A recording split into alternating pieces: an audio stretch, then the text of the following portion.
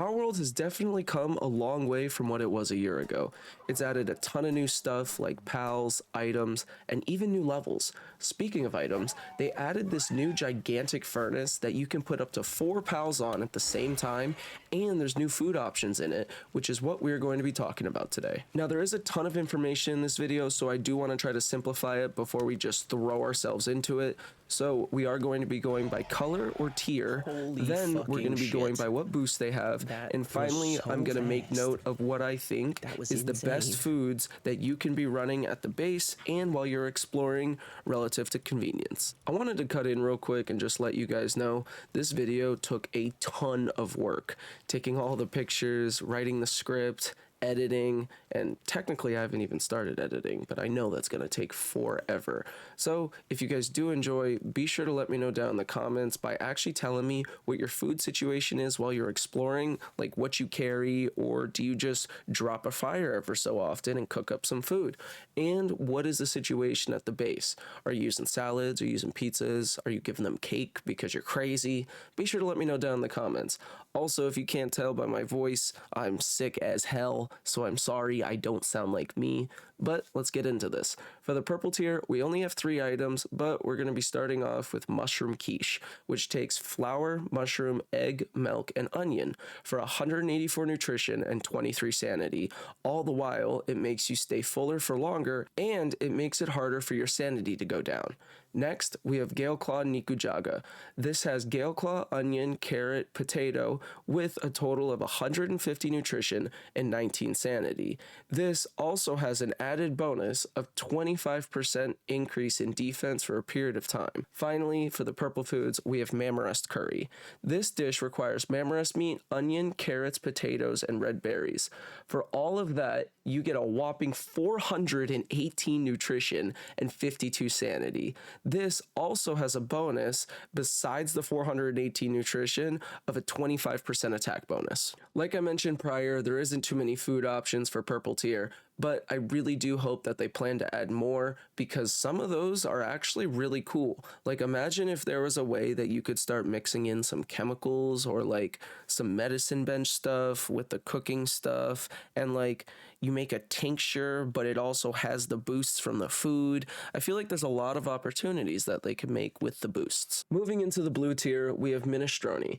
This requires tomato, carrot, onion, and potato that gives 146 nutrition and 18 sanity, with an awesome boost that increases work speed. And when I say increases work speed, you have to keep in mind some things in this food tier list slightly increase work speed, or increase work speed, or greatly. I'm pretty sure there's one that greatly increases work speed. Next, we have gratin. It has milk, potato, and flour in it, and you get 113 nutrition and 14 sanity. That also makes you fuller for longer, and it gives you a 10% increase in defense. Those defense buffs we are going to be using in our realistic hardcore world because the damage is 5 times multiplied, and it is insane. We still get one-shotted by level 20 things, and we're level, I think, 40 now. If we keep going at this pace, we're going to be talking for the next 45 minutes. So for the rest of the food items, we're going to be switching it up on how we do it, and we're going to be trying to make it a little quicker and easier. So to start off, spring rolls, Braun Cherry fried noodles, Mozzarella cheeseburgers, and Eichtherdier Loco Moco, they all have their respective attack boosts. But with spring rolls, it makes it harder for your sanity to go down, while the Mozzarella cheeseburgers make you fuller for longer. Last but not least, for the blue tier, we have Mozzarella burgers, fried kelpsie, and fried chickpea. They all provide a sanity decrease or make your sanity decrease slower. Before moving into the green tier, I did want to mention, and I mentioned it a little bit further back, but I have a realistic hardcore Palworld series going on. Ethan and I are heading into the world fully naked with 5 times damage to us, and we do 0.1 damage to everything else. and I totally forgot to mention, but it's completely randomized. So we end up restarting a ton, and it is honestly really funny. So after this video, if you guys can, be sure to go check that out because there is a full series going on. But moving into the green tier, we have Brawn Cherry Rib Roast and Mammoth Steak. While both giving no boost, they give an extreme amount of nutrition and sadly only 3 sanity. Next, we have stewed Gale Claw, grilled lamb ball, and french fries, which all have a boost of sanity decreasing slower. For the attack, we have Rushore Gyoza, Rushore Bacon and Eggs, and for defense, we have stir-fried vegetables and Raindrick Stew. Moving into the work speed, we again have stir-fried vegetables, but chickpea saute also helps work speed.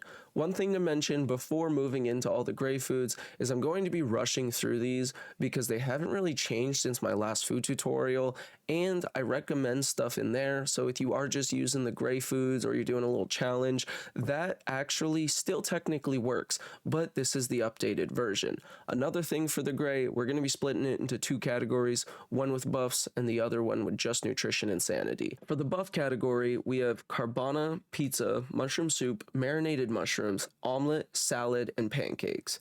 And for the non-buff category, we have mozzarella steak, herb roasted capriti, roasted Raindricks, roasted Eichthordeer, broiled de mud, roasted Rushore, grilled Gale Claw, grilled Kelpsie, lamb ball kebab, grilled chickpea, cake, jam, hot milk, fried egg, bread, baked mushrooms, and baked berries. On top of all of that, instead of just blurting to you guys all of the work speed and all of that, you guys can pause the video. I actually categorized all of them the best I could. I'm 99% sure that they're all in the right category, but I may be wrong. But yes, you guys can use this, and be sure to let me know in the comments if this actually helps because I didn't do this in my last video. For the food that I'm going to be personally recommending, keep in mind this is just a personal recommendation based off me playing and me probably having over 1,000 days collective in all of my worlds.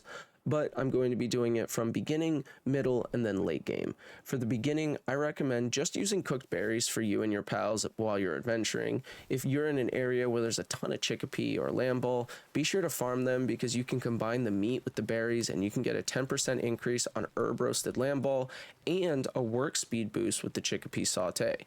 But in the beginning, it's more about surviving and kind of moving on and trying to get to where you are. But speaking of that, fuck, that would have been such a good fucking, I'm an idiot. I don't even know the word that I'm trying to say. Fuck me. I hate being sick. One thing to keep in mind before I recommend any foods is that this is all based off my opinion and my experience. I'm not saying that this is 100% the most optimal food to use and you need to be using this for pure optimal. Let me know down in the comments the word that I'm looking for. I'm sick, so I just can't figure it out. Pure blank.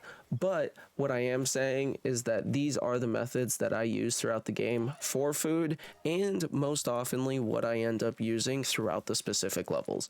For the beginning, I recommend just kind of using cooked berries and what you find for you and your pals while you're adventuring. If you are in an area with a ton of chickpea or lamb ball, I do recommend to farm them because you are able to combine them with berries and you're able to get a 10% increase on herb roasted lamb ball and a work speed boost with chickpea saute.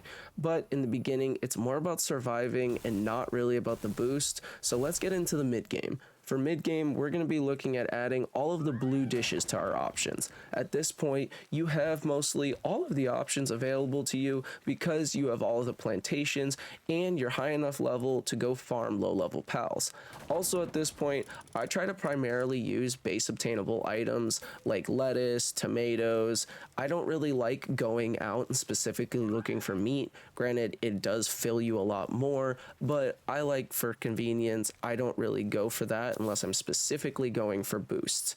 Speaking of that though, at any time, if you have any spare meat, I would recommend collecting the ingredients to create the more in-depth dish instead of just quickly cooking it, because the blue for mid-game is where a lot of the buffs come into play. For the base food, I actually recommend using salad, because if you have one of each required plot down, meaning you have a tomato and a lettuce down, you're able to make an infinite source of slight work boost, and they can provide it 100% themselves. But if you are going to be overworking your pals, I would throw some french fries in there ever so often because it makes their sanity harder to go down, and it's just potato and pal oil, which is super easy to obtain at these levels. If you are really fancy and you got a steady supply of demud meat, I recommend using demud chowder. It has the same ingredients as salad, but one raw demud. For all of your pals, you can get a good increase in work speed and stay fuller for longer. Mozzarella cheeseburgers are also pretty good. They give you a 20% attack boost and stay fuller for longer, but most of the options are kind of dependent on the pals you have around you or if you really want to go out to farm for it. For endgame, we're just going to be talking about the purple tier food, but obviously you still have the blue, you still have the green, you still have the gray, so they're all still viable options. For the endgame though, we are just going to be talking about the purple tier, which actually has only 3 options, and all of them are very, very viable for their respective situations, because at this point, finding ingredients is a breeze. The mushroom quiche is really good for base pals, and the other 2 are 20% in attack and then defense. I still recommend having your pals eat salad. It's the easiest for them to maintain and create a surplus amount, and then on top of that, you're giving them a slight work speed boost, which, yeah, it's slight, but it's an infinite source that they're creating, so they're literally giving themselves a slight work speed boost forever, and it works on all of the pals. My final little tip for collecting food is look around in the general area and see what commonly spawns. Go back into the video and find the respective buffs you want and filter it so that you can get the buffs you want and with the pals you have around you, and then you can see what ingredients you have and you can find the exact food you want to do that works for you. If you guys did make it to the end of the video, put in the comments, I only feed cake to my pals. It will just confuse everybody. But since it's the end of this video, be sure to go check out that realistic hardcore Palworld series, or just the hardcore one. I actually have 2 going on, and Ethan and I are having a great time doing it.